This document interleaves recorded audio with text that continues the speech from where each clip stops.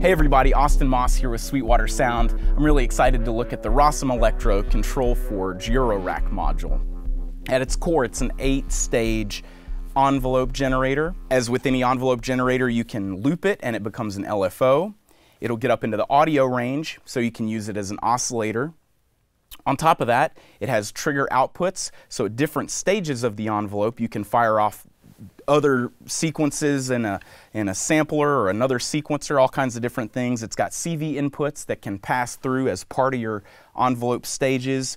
It's got a time scale, of course, so as you play up and down on a keyboard, it'll follow along and change the tempo of your LFO. It's got a logic input that can be used for all kinds of different conditional values, and we'll take a look at some of that in a minute as well. And of course, you've got a gate and trigger input to fire off the envelopes as well. We're going to take a look at all these features in depth, and we're going to do that right now. So that you know what we're working with to start out, the Control Forge is the main thing we're looking at, as well as the satellite.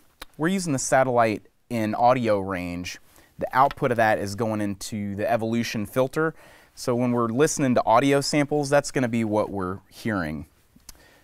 Knowing that, let's take a look here. We're going to start at the bottom here and work our way up. Here we've got our segment indicators. We've got 8 segments to choose from, and these can behave all different types of ways.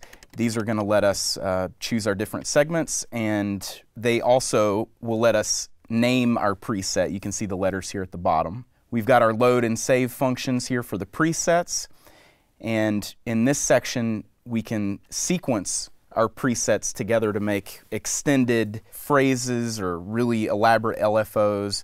And as we continue on over, we've got our play and program modes.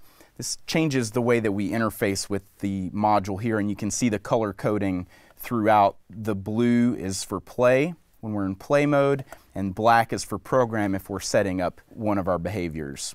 So if we select one of our stages, we can then choose transition shapes, the way that it jumps from one shape to the next, the target where it jumps, and if there's any conditional values as it relates to logic up here. And then we can also assign triggers either globally for the entire preset or per segment. So with that in mind, let's just select one segment and know that this is going to be true for all 8 of these. So we'll call this roughly the attack portion, right? It's the first stage of our envelope here. We're going to look at the transition shape. We've got a lot to choose from. We've got all kinds of exponential curves, shaped curves, linear curves. There's a ton of random ones, chaotic ones, and a couple that are especially interesting here. The DC delay is the first one that is worth a mention. What it does is it sets a specific jump value. So rather than beginning at one level and moving to another one over time, it's fixed and it jumps right to that value. There's another one called delay DC, and that keeps the value from the previous stage, and at the end of this stage jumps to its own value. We'll take a look at what that means in the context of a preset here in a minute. Another really interesting shape here is the CV pass-through. And what this does is it's exactly like it sounds. It takes the CV that's coming in this case CV1, and passes it right through to the output. So if you have a maths, or if you have another interesting phrase here, or actually a sampled LFO coming out of the assimilator, so as those come into the input, they pass through to the output, and they make for an interesting additional change in one of our stages. All right, and then we can have CV2 as one of our pass-throughs, and then CV3 and 4, in the case of the Control Forge, are these two knobs here. So we can wiggle our knobs if we like, and it'll pass that through, so it adds a little performance element rather than just programming. Now it's worth noting, on the satellite, there's no knob for 3 and 4, and those are pass-throughs. So if you're using a satellite and a control forge in tandem, you may need to add some additional modulation routing rather than using that as a performance element. All right, so that's transition shape. As we move right along in our first segment, we've also got a jump mode. In this particular preset that's called up, there's no jump modes assigned. But what we can do is have it jump always at the end of this segment. We haven't assigned where we're jumping, we'll get there in a second, but we can tell it at the end of that segment, always jump. Or at the gate rise, we always jump. So anytime we get a trigger input, it's gonna jump someplace. Or when we let go of our note and the gate falls, it's gonna jump someplace. Or we can have a bunch of logic options. We don't need to look at every single one of these jump modes because there's a ton of them, right? Or if CV is above this or if it's below that, we have a whole bunch of different jump modes that we can assign. Now, I'd mentioned it jumping to a place. That's where our jump target comes in. Jump target tells it where it's going to jump to. Here we're on segment 1, it's going to jump to segment 1, so it's just going to keep doing this same phrase over and over. That's not any fun. We want it to say skip over step 2 and jump to step 3, or to stop. So I suppose that's a type of a jump, right? Here's something really cool. We can tell it to jump to the sequence increment. So if we've got some of those extended phrases that I was talking about earlier, this is sort of how we begin to build those. Or we can jump to another preset altogether. We've got a whole ton of presets that we can jump among as part of our jump targets. We can have it jump back, we can have it never jump to the same place, so we can add a lot of random organic volatility, but we can control all of it at the same time. It's fascinating. Conditional values are what we're going to use as a bit of a threshold against our logic inputs, right? And this is set just like that. You set those volumes there, and here's where we assign our triggers. Now, the triggers can be assigned at the beginning of a segment, at the end of a segment. They can be assigned to a jump. There's a whole bunch of opportunities to assign a trigger, and then we can assign the width of the trigger, so it can be really short, right? The fast is microseconds. We can have it be more of a traditional trigger, 1 to 10 milliseconds, or if we've got it in a tempo mode, as I do right now, we can have it be a note division. We can have it be the entire length of the segment, so they become almost more of a gate, really.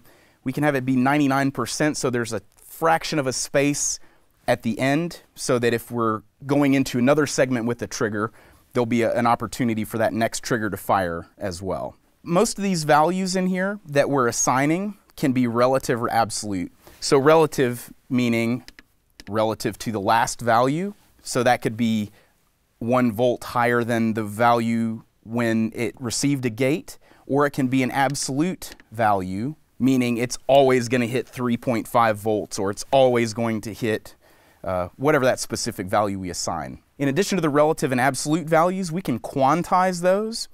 So it can be quantized to the nearest 12th of an octave, or the nearest 12th of a volt, right? 6 1/2 dozen the other in this context, it's volt per octave. So if you consider using some of those DC shapes that we were looking at earlier, you can quantize this musically, and each one of these steps will relate to a note. So you can think of it as an 8-step sequencer, which is a lot of fun. We've got a randomize function over here as well. So we can add some randomness to our patches and our values. So we've got a couple of different distributions for our random values.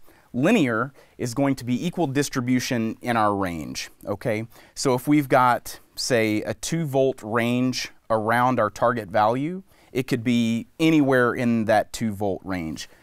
Where Gaussian, if it's a 2-volt range, say 1 volt above or below, it's going to lean towards the median value of our primary target. Okay, so it's going to focus our randomness towards a specific value. So now that we've got an idea of the topography of the module and how everything is laid out, let's flip through a couple of presets and really put this thing to work, okay? First of all, we're going to load up what's pretty close to a traditional ADSR envelope. This one's a little more involved, but it's close enough for rock and roll. So we're going to load this sucker up. All right. First one is DC delay. We talked about what that is. That lets us set a 0 value. So our envelope is always going to start at 0. You can see here in the window, it also tells us our time function. This is a 0-second time value. So we're not even going to hear this stage. It just simply starts us out at 0. Our next stage is going to be an attack. You can see we've got a 0.4578 of a second, right? A fraction of a second. It's going to be super fast. Then we've got another hold function. And we've got, you'll notice, a quantized value. We've got another stage here that's an absolute value.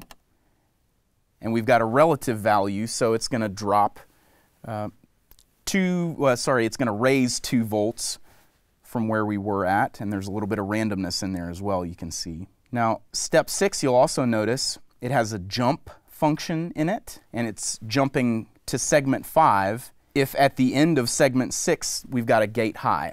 So if we're still holding our gate function here, it's going to keep jumping back to step 5. So these two are going to jump back and forth, and I'll prove it here. Right? It's jumping back and forth between 5 and 6. Now, if I let go, the gate goes low, and it moves right along to step 7, which is basically our release stage in this particular envelope. Okay? Now, we've just been watching this happen so far. I'm going to turn up some audio so we can hear what's happening as well, okay? Right, you see it jumping back and forth between 5 and 6, which gives us a bit of an LFO effect here in the middle of our envelope. And then when we let go, the gate's going to go low, so it's going to move on to the next segment. Right? Cool. Let's take a look at another different preset. Here's a fun one. And this one you can see our time values are note-based rather than time. Man, that's the way my mind works. It's much easier for me to think in terms of 8ths or 16ths rather than fractions of a second. So what we're going to do here is we're going to patch in an LFO from our DPO up here, and it's going into CV1, all right? And so what we're going to find here is one of our shapes is a CV pass-through coming in on CV1, okay?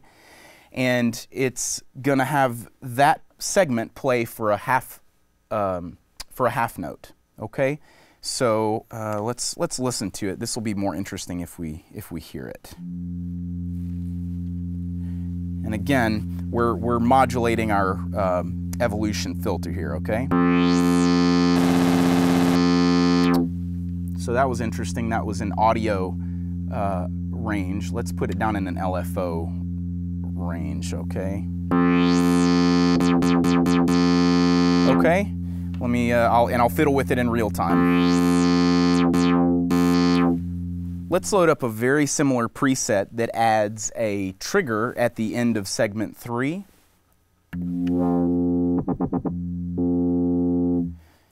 What our trigger is doing is firing our LFO off over here from the assimilator, and the output of the LFO is coming back to our pass-through. Now, I happen to know that this is 120 as well, so we've got a tempo-synced LFO rather than a free-running one that we had from the DPO. So what this is going to do is have a tempo-synced LFO in the middle of our envelope. So that's fun.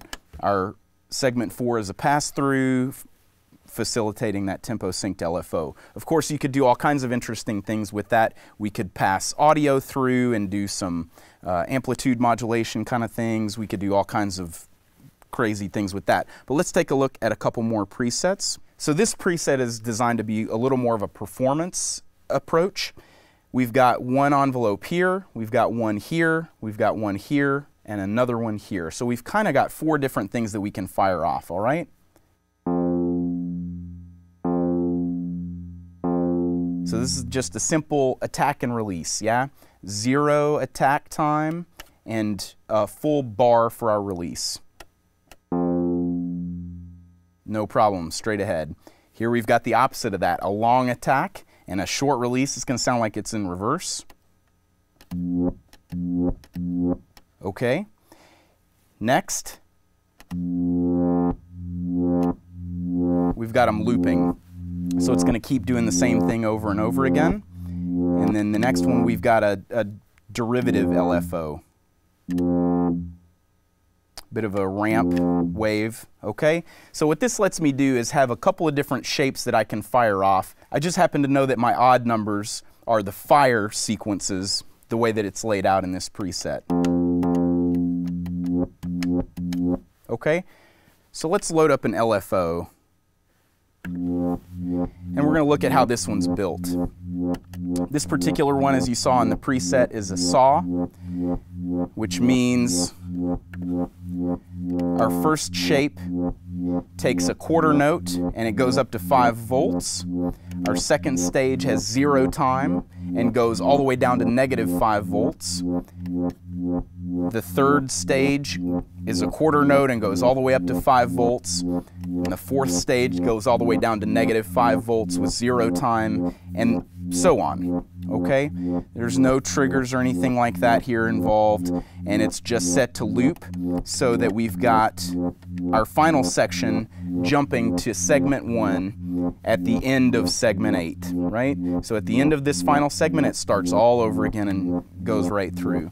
So these are relatively simple sequences and are going to be relatively familiar as well. Finally, let's take a look at an audio rate LFO. We've already been using that in the satellite as it sets, but let's take a look at how that's actually put together, okay? So I've got this preset here, aptly named audio rate. And when I fire this sucker off, it's going to be going super fast, first of all. And we've got a bunch of different shapes here, and that's relatively arbitrary. You can swap those out if you're inclined. You can select your step and change the transition shape if you want. Let's open up the filter so we can hear it a little bit better what's happening.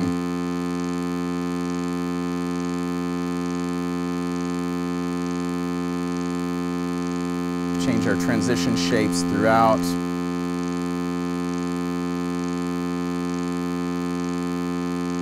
All right, so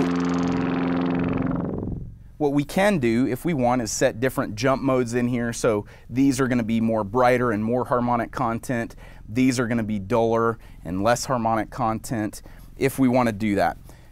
But this proves the point that we can get it up into the audio range and get some really interesting timbres and textures without trying very hard at all. So we've scratched the surface on the Control Forge, but hopefully you've gotten an idea of how you might use it in your system, whether it's an envelope generator, LFOs, even up in the audio range to make some crazy wavetables, as a trigger generator. What we haven't talked yet about is how it works with the satellite. The satellite's primarily a preset player for the Control Forge. It doesn't give you all the opportunities to modify your transition shapes or your jump modes or any of that, but it will play them, it will let you perform them all the same. If you want to see more about backing up the Control Forge to the satellite, or how those two work, or the real differences between the satellite and the Control Forge, check that video out. So that's the Rossum Electro Control Forge. It's a lot of fun. It has tons of functionality, and we couldn't even look at all of it. Hopefully it gave you an idea of what it's capable of and got your creative juices flowing. If you have any questions about this module or you'd like to get one in your rack, give your Sweetwater sales engineer a call today.